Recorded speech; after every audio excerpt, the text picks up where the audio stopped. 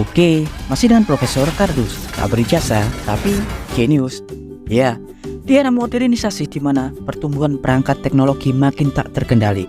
Tentunya, ketersediaan sumber daya energi, terutama energi listrik, merupakan hal mutlak yang wajib terpenuhi ketersediaannya. Pasalnya, seluruh perangkat teknologi pastinya membutuhkan sumber daya energi untuk beroperasi, terutama listrik. Tapi, masalah utama, energi listrik yang kita produksi saat ini, hampir 85% masih menggunakan bahan bakar fosil. Yang notabene, bahan bakar fosil adalah penyumbang utama gas buang karbon yang berkontribusi melubangi ozon, penyebab utama pemanasan global atau global warming. Karena masalah serius tersebutlah, sejak beberapa dekade terakhir, para pemangku kebijakan dan mayoritas pemimpin negara di dunia serempak menggalakkan kampanye dekarbonasi atau pengurangan emisi gas buang karbon yang umumnya dihasilkan oleh limbah bahan bakar fosil. Upaya-upaya kampanye penggunaan sumber energi listrik terbarukan terus dilakukan. Penggunaan mobil listrik, baterai listrik, dan berbagai macam hal yang tujuan utamanya untuk mengganti penggunaan bahan bakar fosil dengan sumber energi yang lebih ramah lingkungan. Ya, dalam video kali ini Profesor Kardus akan mengulas konsep terbaru tentang sistem baterai yang sangat revolusioner karena dapat diisi ulang secara instan, baik melalui proses pengecasan layaknya baterai lithium-ion atau dengan menggunakan proses isi ulang energi layaknya bensin atau bahan bakar hidrogen. Konsep tersebut adalah liquid baterai yang menggunakan nano electric full atau fluida dengan sifat padat sekaligus cair yang menggunakan partikel nano. Tapi sebelum Profesor Kardus mengulasnya, jangan lupa like, subscribe, dan tekan tombol lonceng di channel Profesor Kardus.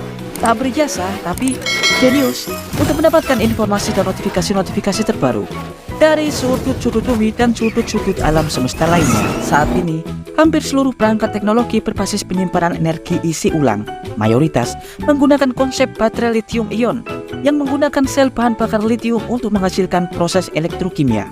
Tapi tahukah Anda, baru-baru ini startup teknologi asal Amerika Serikat, yakni Influid Energy dari Institut Teknologi of Illinois yang bekerja sama dengan DARPA dan NASA, mengklaim bahwa mereka telah mengembangkan konsep baterai revolusioner yang digadang-gadang lebih unggul daripada konsep lithium-ion yang saat ini banyak digunakan oleh para pengembang teknologi.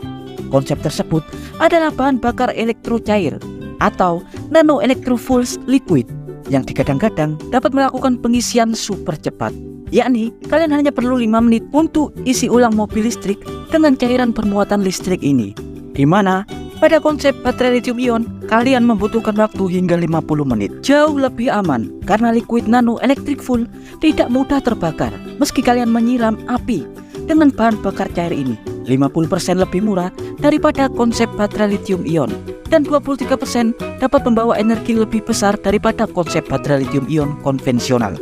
Bahkan konsep bahan bakar cair nano electric full ditargetkan untuk dapat diaplikasikan pada konsep pesawat listrik masa depan karena memiliki kepadatan energi atau energi density yang sangat jauh lebih besar.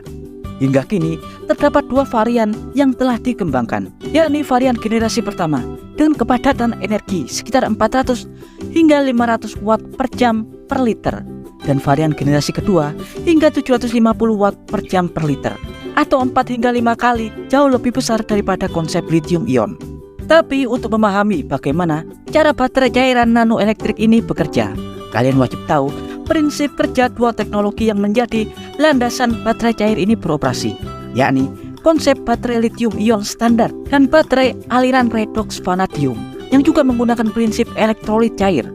Ya, Profesor Kardus sering mengulas cara kerja baterai lithium-ion yang menggunakan 3 elektroda utama, yakni anoda atau elektroda negatif, katoda atau elektroda positif, separator pemisah, dan elektrolit sebagai fasilitator yang menghubungkan elektron dan ion-ion bermuatan dari anoda ke katoda atau sebaliknya. Saat Anda mengisi daya, elektron akan berpindah dari katoda ke anoda melalui sirkuit listrik, dan ion lithium kemudian berpindah dari katoda ke anoda melalui cairan elektrolit, dan proses sebaliknya saat baterai digunakan.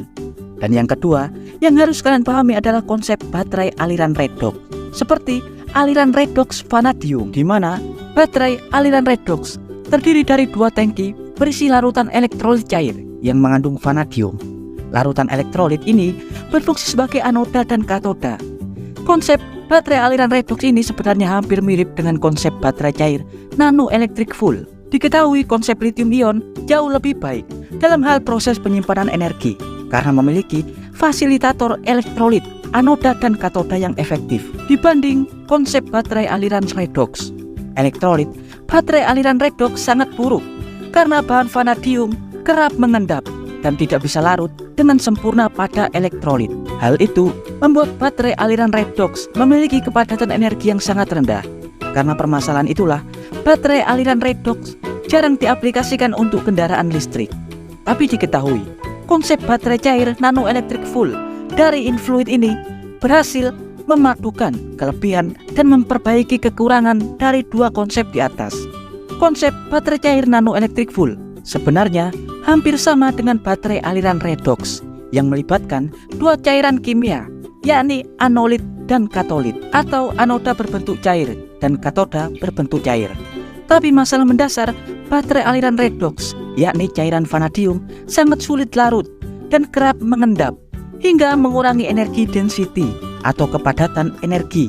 Di sini, baterai elektrik cair Influid berhasil mengatasi masalah tersebut dengan menciptakan partikel nano padat supermikro dari oksida logam aktif yang tersuspensi.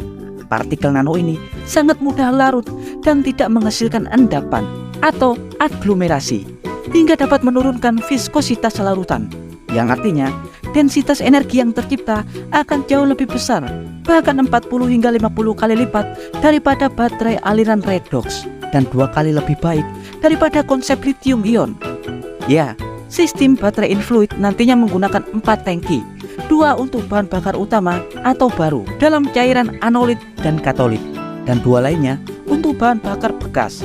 Nantinya akan ada banyak cara untuk mengisi ulang bahan bakar. Kalian bisa langsung mengisi atau mengecas listrik layaknya baterai konvensional di tempat stasiun pengisian daya, atau kalian bisa langsung menukar bahan bakar elektrolit cair bekas dengan bahan bakar baru layaknya isi ulang BBM.